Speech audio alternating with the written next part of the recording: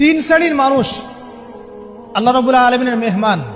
তিন শ্রেণীর মানুষ আল্লাহ পাকের মেহমান। এক নাম্বার হচ্ছে গাজী। গাজী মানে কি? ইসলামের জন্য যুদ্ধ করেছে, অন্য কোনো জন্য নয়, দিন ইসলামের জন্য যুদ্ধ করেছে, বিজয় লাভ করেছেন, নাম কি? গাজী। এই ব্যক্তি আল্লাহর মেহমান। যেমন আবু বকর সিদ্দিক, ওমর, ওসমান, আলী রাদিয়াল্লাহু আনহুম, তারা ইসলামের জন্য যুদ্ধ করেছিলেন না? তারপরে তারা জীবিত ছিলেন না? তারা তখন গাজী হিসেবে বেঁচে ছিলেন। ঠিক আছে। দুই নাম্বার হচ্ছে মুতামির, মানে ওমরাকারী, যে ব্যক্তি ওমরা করতে গিয়েছে সে আল্লাহর মেহমান। আর তিন নাম্বার এই যে হাজি, যে ব্যক্তি হজ করতে গিয়েছে সে আল্লাহ পাকের মেহমান। আমাদের একটা কর্তব্য আছে, এটাও একটা হাদিসে এসেছে। নবী করিম সাল্লাল্লাহু আলাইহি ওয়াসাল্লাম বলেছেন, ইদা লাকিতাল হাজ, যখন তুমি কোনো হাজির সাথে দেখা করবে, সাক্ষাৎ পাবে, ফাসাল্লিমু আলাইহি, তখন তাকে